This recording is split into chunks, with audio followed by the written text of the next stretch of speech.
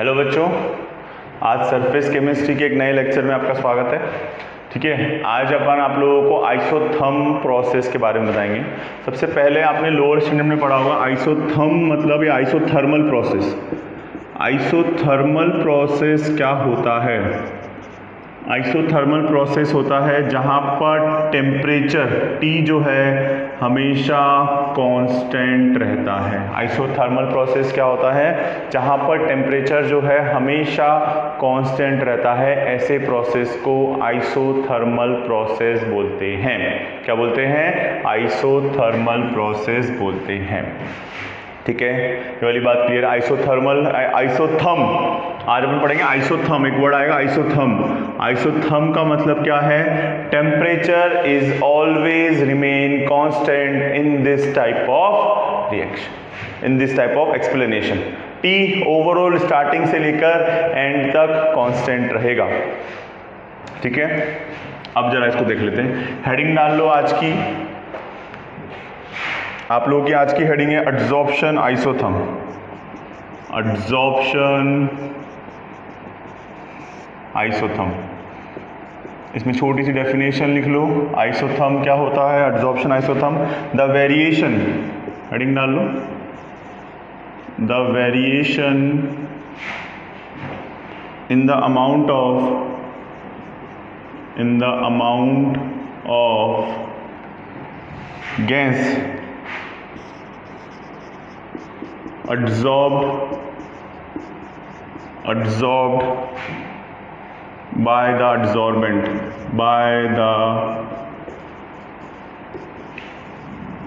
adsorbent with pressure। Note कर लो, ये डेफिनेशन इंपॉर्टेंट है।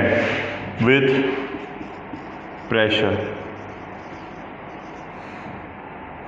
Eight constant temperature. देखो, constant temperature can be expressed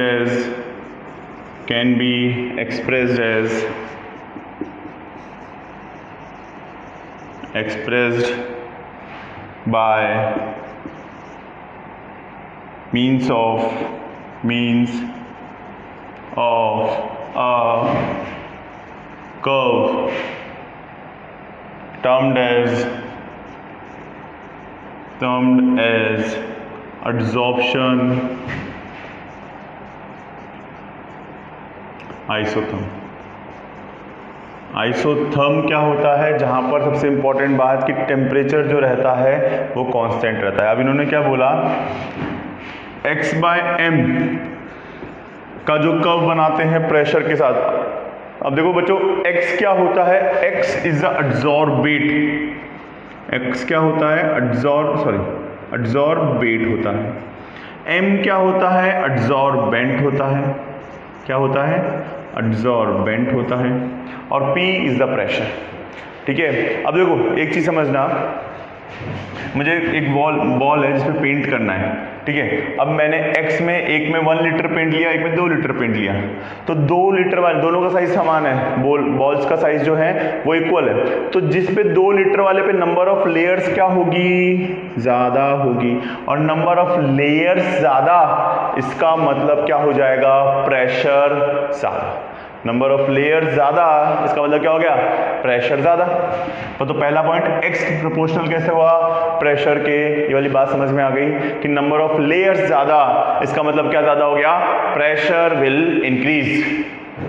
clear है? और सेकंड केस, अब देखो सेम फंडा, एक स्मॉल बॉल ली और एक बड़ी बॉल ले ली। इस पे भी 1 लीटर पेंट करना है, इस पर भी 1 लीटर पेंट करना है। इसमें सपोज 2 ही लेयर बनी, इसमें 4 लेयर बन गई, तो नंबर ऑफ लेयर ज्यादा तो प्रेशर क्या हो जाएगा? ज्यादा। अब देखो इसका मतलब क्या होगा? जितना बड़ा साइज या जितना बड़ा सरफेस एरिया या जितना बड़ा एड्सॉर्बेंट उतना कम प्रेशर। देखो, मास प्रेशर के इनवर्सली प्रोपोर्शनल होता है।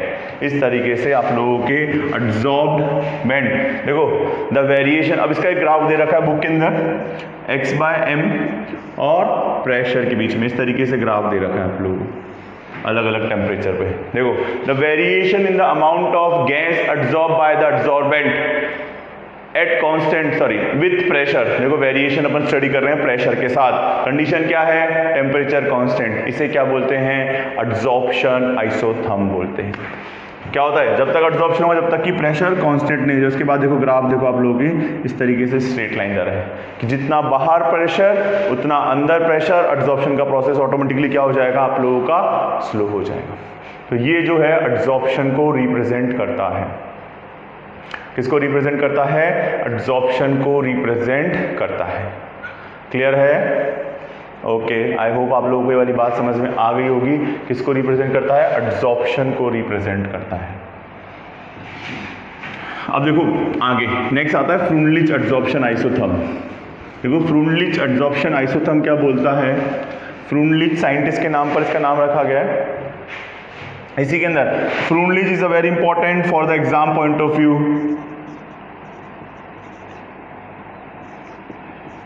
Freundlich adsorption isotherm, Freundlich adsorption isotherm. अब देखो फ्रूनलिच एड्सॉर्प्शन आइसोथर्म की अगर बात की जाए तो कैसे काम करता है फ्रूनलिच एड्सॉर्प्शन आइसोथर्म। आइसोथर्म क्या होता है, टेम्परेचर कांस्टेंट। अब सेम फंडा, x/m प्रोपोर्शनल है p to the power 1/n में। फ्रूनलिच क्या बोलता है, p टू द पावर आप लोगों के 1/n से इस तरीके से रिलेट करता है प्रोपोर्शनल। ठीक है, अभी कभी भी प्रोपोर्शनलिटी का साइन हटा दिया था आप लोगों को पता है कांस्टेंट आ जाता है, x/m कांस्टेंट लगाया k p to the power 1/n। ठीक है, अब इसने इसको मैथमेटिकली ग्राफ से बताया, अपन क्या करेंगे, दोनों तरफ लॉग ले लेंगे। लॉग मैंने आपको ऑलरेडी सिखा दिया है, log x/m is equals to log k plus log p होता है, तो 1/n को मैं आगे लेके आ रहा हूँ, 1/n log p। log of x/m is equals to log k plus 1/n log p। Clear है। अब देखो इसमें ग्राफ बनता है y is equals to mx plus c का ग्राफ बनता है, y is equals to mx plus c का ग्राफ बनेगा। देखो मैं इधर ग्राफ बना के बता रहा हूँ आप लोगों को, log ऑफ x/m, ये मैंने आप लोगों को इलेक्ट्रोकेमिस्ट्री में पढ़ा है इस तरह के ग्राफ, log p। जब ये अपना x है, ये अपना x है और ये अपना ये वाला अपना क्या है, y है। तो y और x देखो, यहाँ पे मैंने लिखा y, यहाँ पे मैंने लिखा x। ठीक है, जब x 0 है तो ये किसके बराबर है, k के बराबर। तो मैंने ग्राफ को यहाँ पे अपने माना ये log k है। तो मैंने तुम्हें बताया था कि जब भी इस तरह के ग्राफ बनाए जाते हैं, अगर स्लोप की वैल्यू प्लस में दे रखी हो तो ग्राफ ऐसे जाता है, और अगर स्लोप की वैल्यू माइनस में दे रखी हो तो ग्राफ जो है आप लोगों को मैंने बताया था ऐसे जाता है। ऐसा ग्राफ अपन ने इलेक्ट्रोकेमिस्ट्री में स्ट्रॉन्ग इलेक्ट्रोलाइट के लिए पढ़ा था। ठीक है, तो ये स्लोप अपना ऐसे जाएगा, इसका स्लोप क्या हो जाएगा, जो m होगा, स्लोप इज इक्वल्स टू आप लोगों का हो जाएगा 1/n। Slope is equals to क्या हो जाएगा, 1/n। ये इंपॉर्टेंट है, Freundlich adsorption isotherm is a important topic. Freundlich adsorption isotherm is a important topic behalf of the point of the exam. अब देखो इसमें दो केस ले सकते हैं, ये समझ में आ गया क्या। फ्रूनलिच पहले बताओ डेफिनेशन कि आइसोथर्म क्या होता है, x/m का जो प्रेशर के साथ वेरिएशन देते हैं एट कांस्टेंट टेम्परेचर, वो आइसोथर्म को बताता है। फिर वो वाला ग्राफ बनाओ। फिर फ्रूनलिच में बात करें तो तुम्हें ये इक्वेशन, फिर k log, ये वाला ग्राफ, ये पूरा एक्सप्लेन करना है। फिर आगे की बात की जाए, दो केस होते हैं क्या, 1/n, इसी के अंदर फॉर्मूले के अगर 1/n की वैल्यू 0 हो जाए, देखो ये वाली वैल्यू क्या हो जाए, 1/n की वैल्यू 0, तो x/m क्या हो जाएगा, x/m इज अ कांस्टेंट। क्यों, log से log cancel, x/m is equals to k, constant हो जाएगा। और यदि 1/n की वैल्यू 1 हो तो x/m क्या हो जाएगा, डायरेक्टली प्रोपोर्शनल टू प्रेशर। ये केस 1, ये केस 2। देखो अपन ने क्या किया, इसकी वैल्यू को 1 कर दिया तो ये log x/m is equals to kp हो गया, x/m is equals to kp वाला रिलेशन हो गया। इसका मतलब क्या है, दोनों इस तरीके से रिलेशन है। क्लियर है, तो ये दो केस आप लोगों को मेंशन करने पड़ेंगे।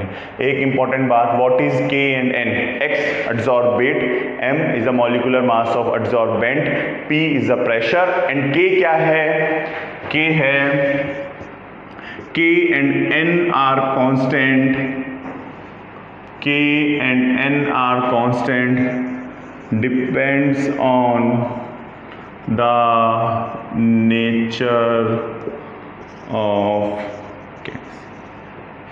K and N are constant depends on the nature of the gas। इस तरीके से इसको तुम सॉल्व कर सकते हो, इस तरीके से तुम इसको इजीली सॉल्व कर सकते हो। K and N are constant depend on the nature of the gas। सीधा सा फंडा, फ्रूनलिच एड्सॉर्प्शन आइसोथर्म। आइसोथर्म क्या होता है? जहां पर टेम्परेचर कांस्टेंट रहता है उसे आइसोथर्म बोलते हैं। नोट कर लो, ये बहुत इंपॉर्टेंट टॉपिक है, फ्रूनलिच एड्सॉर्प्शन आइसोथर्म। एग्जाम में 3 मार्क का काफ़ी टाइम पूछा गया है, ठीक है बेटा। ये स्लोप वाला सेक्शन देखो कैसे बनाना है, वापस से देख लो।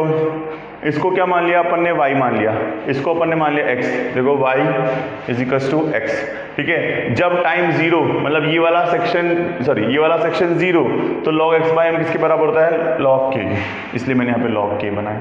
फिर धीरे धीरे टाइम बढ़ेगा तो ग्राफ ऊपर की तरफ बढ़ेगा। इस तरीके से आपका फ्रूनलिच एड्सॉर्प्शन आइसोथर्म का एक्सप्लेनेशन कंप्लीट होता है। तो आई होप आप लोगों ने, ये 3 मार्क का इक्वल वेटेज है। इसमें क्वेश्चन आ सकता है कि स्लोप किसका बनता है, एमसीक्यू में 1/n का बनता है, ठीक है। x और p कैसे रिलेट करता है तो मैं समझा दिया कि x ज़्यादा, नंबर ऑफ एड्सॉर्बेट ज़्यादा तो प्रेशर ज़्यादा, नंबर ऑफ एड्सॉर्बेट कम तो प्रेशर कम। m इज अ मास या सरफेस एरिया, मतलब mass of the adsorbent. Clear है? तो ये तुम्हारा फ्रूनलिच एड्सॉर्प्शन आइसोथर्म कंप्लीट होता है, ठीक है। आज के लिए इतना ही बहुत है। नेक्स्ट टाइम पे अपन नया टॉपिक स्टार्ट करेंगे, इसको अच्छे से पढ़ लेना और नोट्स बना लेना। Thank you from my side बच्चों, bye bye, take care, all the best.